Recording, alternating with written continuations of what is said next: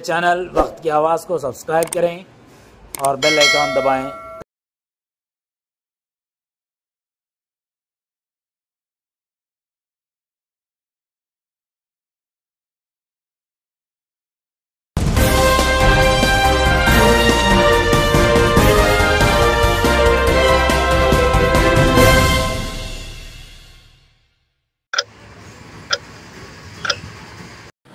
नाजरीन, वक्त की आवाज़ चैनल में आपका इस्तकबाल है। नाजरीन, आज यौम इंसानी हुकूक़ ह्यूमन राइट्स डे के मौके पर विवेकानंदा जूनियर कॉलेज अदुनी में एक शऊर बेदारी प्रोग्राम का इनेकाद अमल में आया। ये प्रोग्राम मंडल लीगल सर्विसेज कमेटी अदुनी की जानिब से मुनाकिद हुआ। इस मौके पर विकला लोकेश कुमार, HM शिव कुमार स्वामी, आनंद, रामांजी नेयलू, नागराज वगैरह शरीक रहे। इस मौके पर Vivekananda junior college correspondent KS Parveen साहिबा ने भी शिरकत की। मंडल लीगल सर्विसेज कमेटी के अरकान ने कॉलेज के तलबा को बताया कि क़ानून के दायरे में इंसानी हुकूक़ किस तरह हासिल किए जाएँ। हर एक ने अपने अपने अंदाज में तलबा को शऊर बेदार किया। बाद अज़ा करस्पॉन्डेंट परवीन साहिबा ने इन तमाम का शुक्रिया अदा किया। आइए तफसील उनकी ज़बानी समाअत करें। Guardians of Supreme Court and the High Court, they are the on behalf of Chairman Mandal Legal Services Authority. The camp was conducted as a Human Rights Commission and details debated by the all advocates as well as principals. What are the principles enumerated in the human right? The students have been utilized. The future life has to be taken as landmark to the students.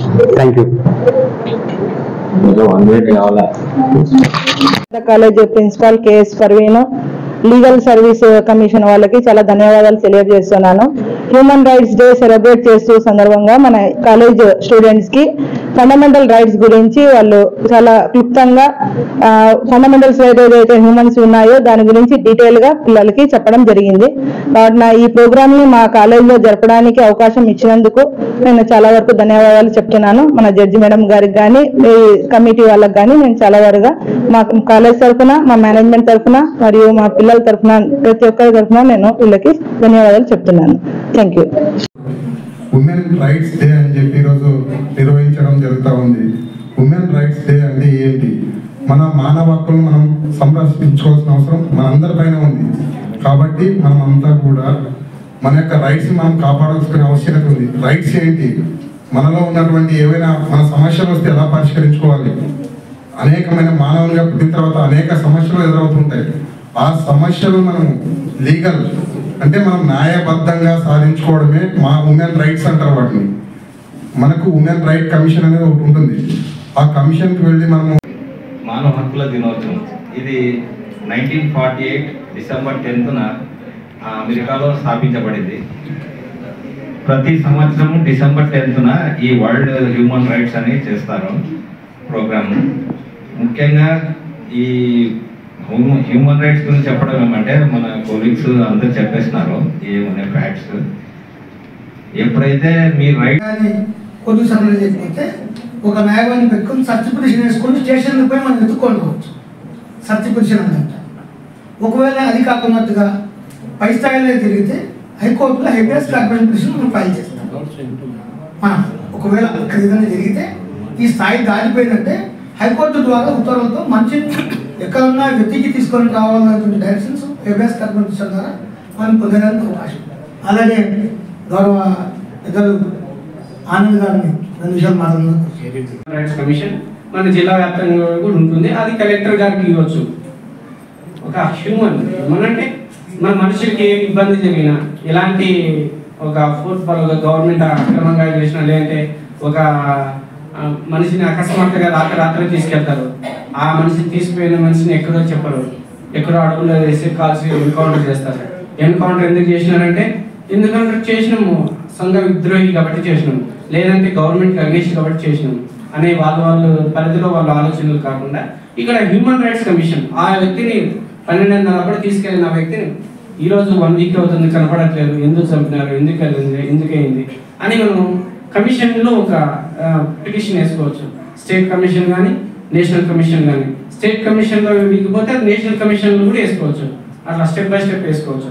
ఇక్కడ ఏంటంటే మన యొక్క దేశంలో ఉన్నటువంటి శాంతి భద్రత, equality, freedom, తర్వాత ఇది ఏదైనా కూడా మనకి మన హక్కుకు భంగం కలిగినప్పుడు మనం ఒక పరిపర్దాలు పిటిషన్ చేసుకుంటే వెళ్ళిపోవచ్చు.